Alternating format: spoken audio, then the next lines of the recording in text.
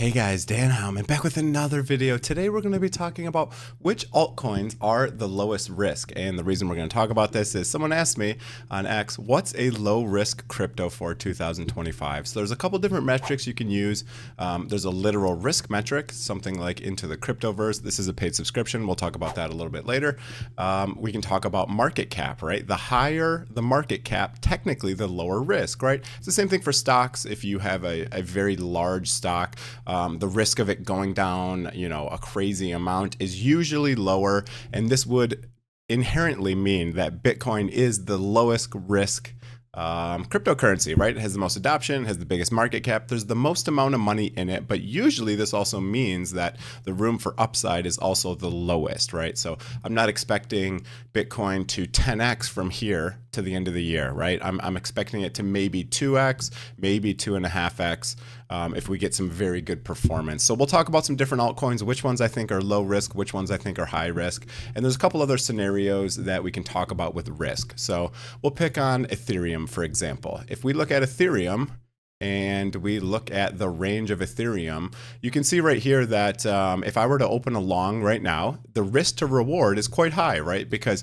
what's the lowest price that Ethereum could realistically go down? Well, I doubt it's going to go down lower than the lowest price in the last bear market, right? Which would be a price of about $888, right? So if you were to open a trade right now, you could put your stop loss at, I don't know, 840 bucks.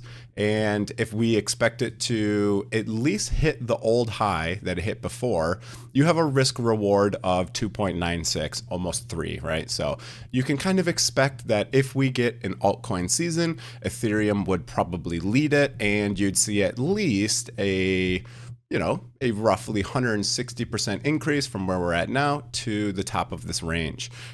So that's pretty low risk, right? So you could basically lose 54% or you could gain 160%. If we do not see a altcoin season and let's say the cycle is over for the year, the worst case is you would expect that it would come down a little bit lower and then we'd see another bull market. And if the price went down lower, you could DCA, dollar cost average, and purchase more of it and it would go back up, right? So that's the worst risk you could see for something like Ethereum. Now, we'll talk about some of the other altcoins, and basically how it works is, we have market cap here.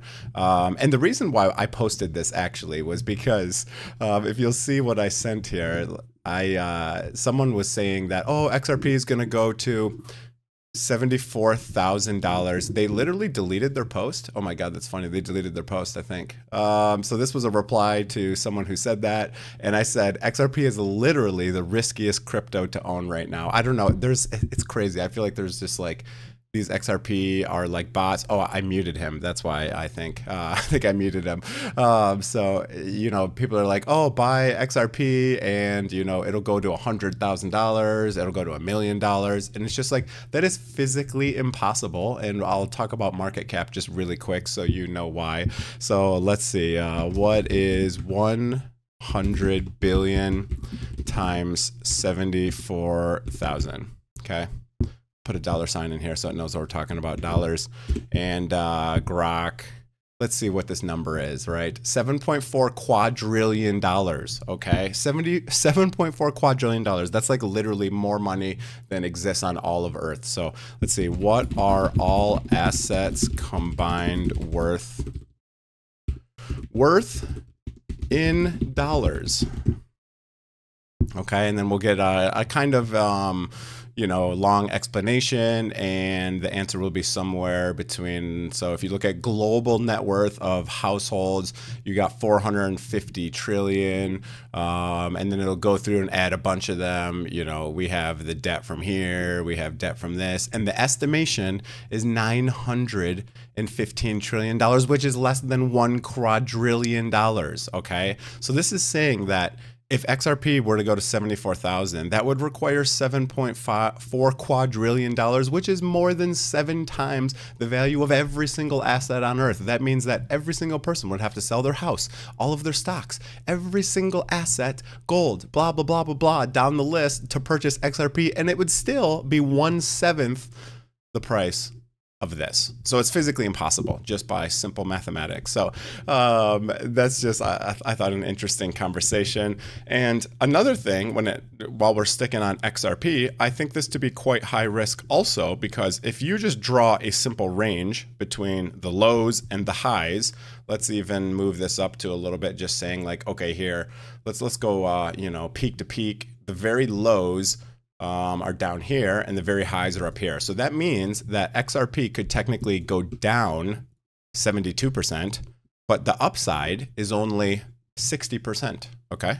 So that is not a very high risk to reward. However, I do think that XRP has a little bit of upside left, and we'll talk about that when we go to the risk metrics, what we think that it could go to this year. But it's because XRP has already gone up 445%. We had a full pump of 770% already this year.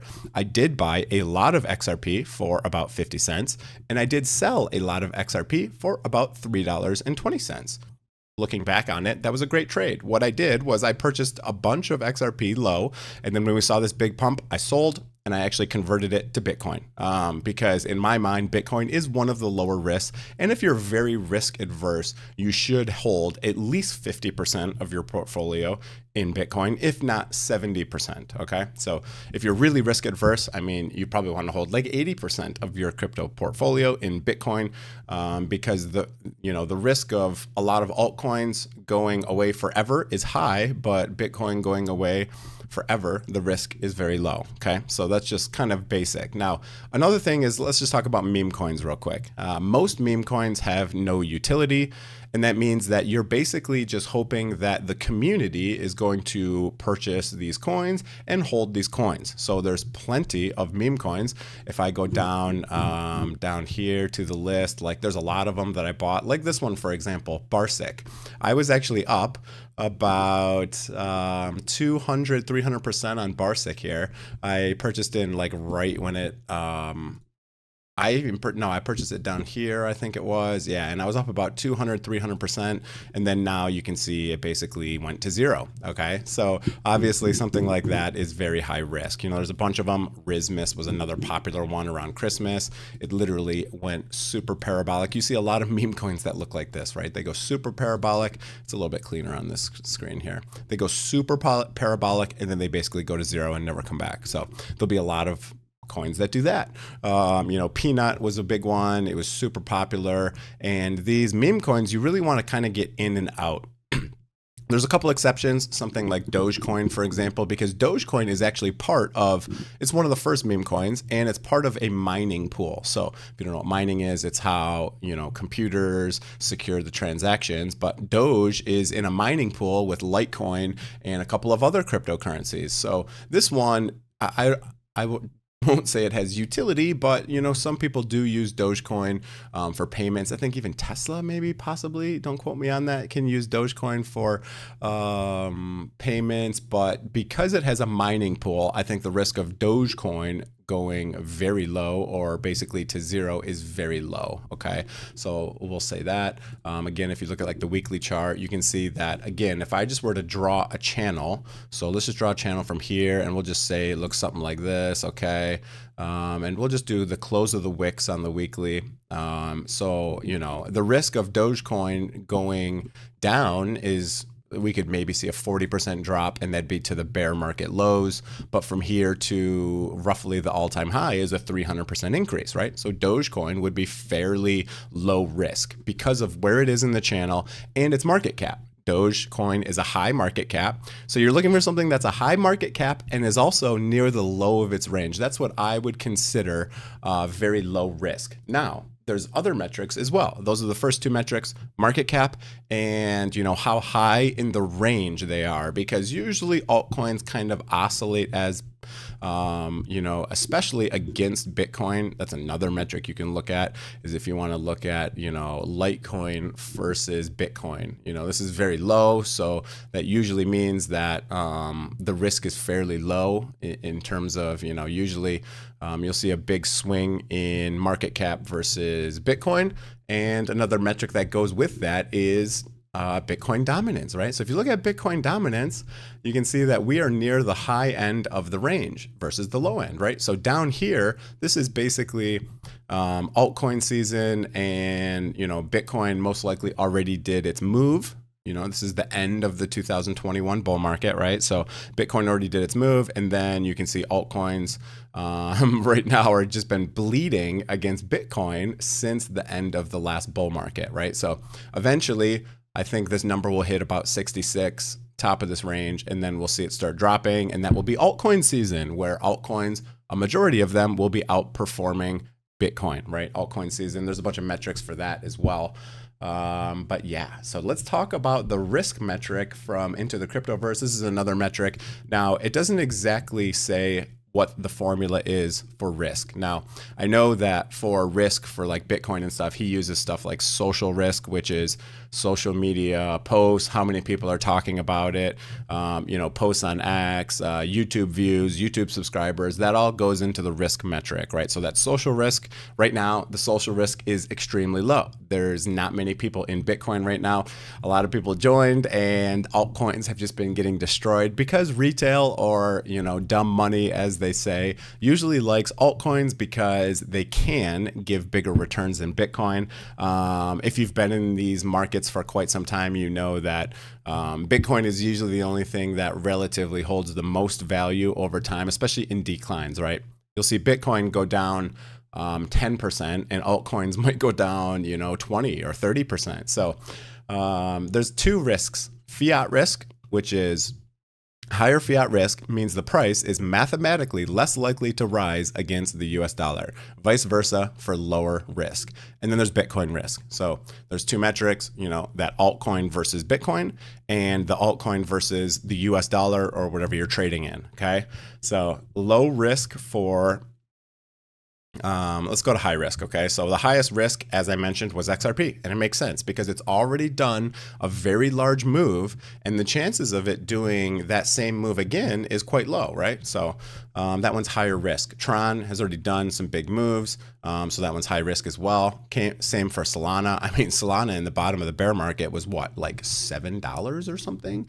If we go here and just look at Solana real quick, I mean, Solana went from literal $9 up to 3,100% move. So obviously the best time to get into altcoins is in these bear market lows, which I expect to be in the next year, about 2 years, we should see a bear market. Now, if you look at the cycles, I'll just do it right here because it's a little bit better visually, but you can see here's kind of the cycles that we have. We do these same cycles, and ideally, if we continue to do these cycles, Bitcoin should top about October of this year. And then as soon as Bitcoin tops, usually a lot of people will roll their money into altcoins to try to get the big gains. And then you'll see a bear market, and we could see a low of about October 2026, because bear markets usually last about a year. 380 days, 375, 358. We'll see what this one is, but that's why, we'll see that happen here. And if we look at it on a logarithmic scale, you can kind of see these bands that happen, and I'm expecting it to go up to roughly somewhere around 200, might be 150, might be 300. There's a big range, and then we should go back down. So that's what we're talking about. And then if we go here and look at this risk again, you can see Monero is kind of a higher risk. That one kind of surprises me a little bit, but Monero doesn't do a lot of, it's a very stable currency. It seems it doesn't have a lot of big price swings, although recently in the last 30 days, it is up 32% because some hacker stole a bunch of Bitcoin and then moved it into Monero. That's a privacy coin. So you can see the risk of these different assets, right? So ADA is getting, Stellar Lumens, ADA, BNB.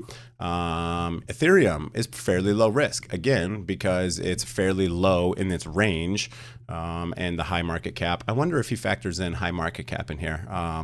For risk, and then you keep going down and down and down. He says that Tezos, Polygon, Cosmos, VeChain, Toncoin are the lowest risk cryptos. Now, there's two thoughts, right? So if crypto is performing very bad, that means it has a lot of room for the upside, but also that could just mean that it's performing bad, so maybe it's not going to do very well going forward. So there's kind of two thoughts on that. So I don't know that I would just say, all right, here's the lowest risk coin. I'm going to buy all of my money in that, because some of these cryptocurrencies do go to zero. For example, I bought a lot of this coin called NEO back in 2017. And if we go look at NEO right now, I bought a lot for 120, 150, 160 bucks. And now I am down 96%. So it's basically down to zero. However, NEO is kind of an interesting one. Again, it's at the very bottom of its range. So if we draw a channel, something like this, it's literally at the lowest it's ever been right now. And then if we draw something like this to the close, the weekly close, this means that technically NEO could go back up to the old all-time high, which would be a 3,000% gain, which is quite insane. NEO is actually like the Chinese Ethereum. And if China does legalize cryptocurrency again and then goes really bullish into it, this one could see a lot of upside. Okay, you can do a lot of examples like this. As I said, Dogecoin, we're at the lower end of the range, so we could see a lot of upside. Litecoin is kind of the same, right? Litecoin here, if I draw another range like this, and then we draw it up to the weekly close of the all-time high, you can see that, Litecoin could go down, 20%? To about 60 bucks, maybe at a very worst case, the all-time low. It could go down maybe 50% to 40 bucks. It seems unlikely, but if we get an altcoin season, boom, we could see a 300, 400% gain. So that's kind of how I look at risk. You can look at a lot of coins in these multiple different ways. You want something that's a higher market cap.